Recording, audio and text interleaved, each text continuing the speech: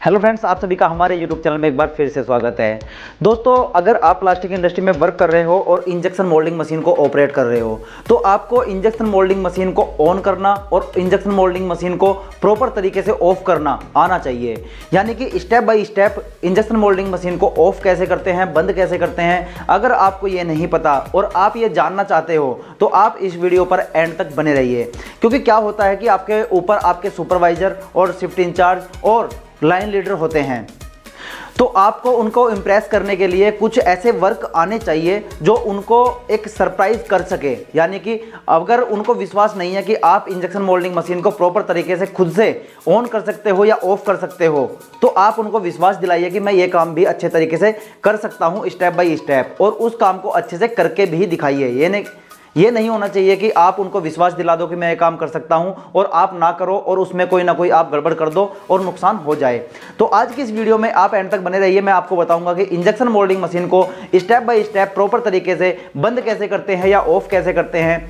अगर आप इस वीडियो पर नए हैं तो वीडियो को लाइक करके चैनल को भी सब्सक्राइब कर लीजिए और एंड तक बने रहिए। आप अच्छे से सीख जाओगे कि इंजेक्शन मोल्डिंग मशीन को ऑफ या प्रॉपर तरीके से बंद कैसे करते हैं।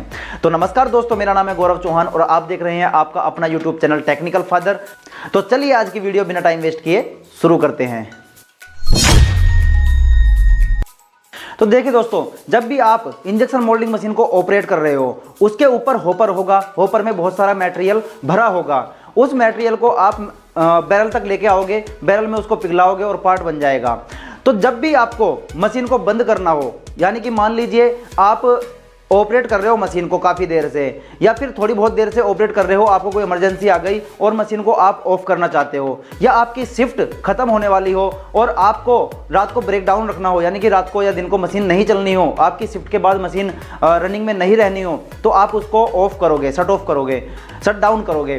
तो दोस्तों, सबसे पहले आपको क्या करना है, मान लीजिए कि 10 मिनट बाद आपको मशीन को बंद करना है, तो सबसे पहले तो आप होपर का जो नेक होती है उसमें एक बंद करने वाला एक गेट सा लगा रहता है, आप उस जो पत्ती होती है लोहे की उसको सबसे पहले आप ऑफ कर दीजिए, यानी कि बंद कर दीजिए, क्लोज कर दीजिए उस नेक को, ताकि होपर का मटेरियल बैरल में ना जाए। अब अगर आपकी बड़ी मशीन है और कोई छोटा पार्ट बन रहा है तो जितना भी मटेरियल बैरल में होगा वो लगभग 10 से 15 मिनट चल जाएगा, ठीक है। और अगर आपके पास बड़ी मशीन है और बड़ा ही पार्ट बन रहा है तो कुछ ही देर, यानी कि 4 से 5 मिनट वो आपका पार्ट बनेगा, 4 से 5 पार्ट बनेंगे और मटेरियल बैरल का खत्म हो जाएगा। तो आपके ऊपर है, आप डिसाइड करो कि आपके जो मशीन है उसमें कौन सा पार्ट चल रहा है, कितने ग्राम का पार्ट चल रहा है। आप मान लीजिए कि 350 टन की मशीन में एक छोटा पार्ट चल रहा है और आपको 10 मिनट बाद मशीन को बंद करना है, तो सबसे पहले तो आप उसके होपर को 10 मिनट पहले ही बंद कर दीजिए ताकि रॉ मटेरियल बैरल में ना आए। अब वहां से बंद हो गया तो जितना भी मटेरियल बैरल के अंदर है आप उसको पार्ट के रूप में बाहर निकाल लीजिए, यानी कि शॉट के द्वारा बाहर निकाल लीजिए सारे मटेरियल को, यानी कि बैरल को खाली कर दीजिए। अब मान लीजिए कि बैरल का जो मटेरियल है वो खत्म हो गया।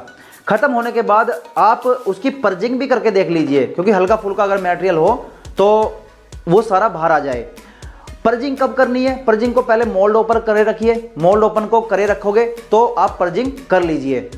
पर्जिंग हमेशा मोल्ड ओपन करके ही होती है, तो आप जब भी पर्जिंग करो तो मोल्ड ओपन करके ही करो। तो जब आपकी मशीन का मटेरियल खत्म हो जाता है तो आप उसकी पर्जिंग करिए मोल्ड ओपन करके। अब आप बिल्कुल श्योर हो कि अंदर मटेरियल बिल्कुल भी नहीं है तो आप एक काम कीजिए, मोल्ड को क्लोज करिए। मोल्ड को क्लोज करके आप यानी कि 5 से 10 mm की जगह छोड़ लीजिए, यानी कि 10 से 5 mm मोल्ड को ओपन रखिए, क्योंकि इसमें वैक्यूम क्रिएट होगा और जब भी आप अगली बार मशीन को रनिंग में लाओगे तो मोल्ड अच्छे से नहीं खुलेगा, ठीक से नहीं खुलेगा और आपको ज़बरदस्ती से वो मोल्ड खोलना पड़ेगा, मेहनत करनी पड़ेगी। तो जब भी आप मशीन को ब्रेक डाउन पे लेके जा रहे हो या फिर शट डाउन कर रहे हो तो आपको 5 से 10 mm मोल्ड को ओपन रखना ही रखना है। अब आपका बैरल भी खाली हो गया मटेरियल से और आपने मोल्ड को भी बंद कर दिया, यानी कि पूरी तरह से बंद नहीं करा, 5 से 10 mm आपने खुला रखा हुआ है।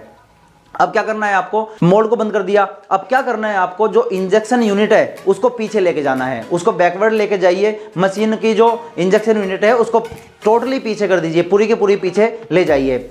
अब आपका मोल्ड भी बंद हो चुका है, इंजेक्शन यूनिट भी पीछे जा चुकी है, तो अब आपका जो मशीन का मूवमेंट वाला काम है, यानी कि जो हिलना डुलने वाला काम है वो खत्म हो चुका है, क्योंकि हिलने डुलने वाला काम होता है केवल मोल्ड में और इंजेक्शन यूनिट में। आपकी इंजेक्शन यूनिट भी पीछे चली गई है और मोल्ड भी बंद हो गया है। तो अब आपको मोटर को बंद कर देना है। इंजेक्शन मोल्डिंग मशीन का मोटर बंद कर दो, हीटर बंद कर दो। ये दोनों चीजें बंद करने के बाद अब दोस्तों आपके 5 काम हो चुके हैं। एक तो आपने होपर को बंद कर दिया है, होपर बंद करने के बाद आपका बैरल भी खाली हो गया है, आपने मोल्ड को भी क्लोज कर दिया है और इंजेक्शन यूनिट को भी पीछे पहुंचा दिया है।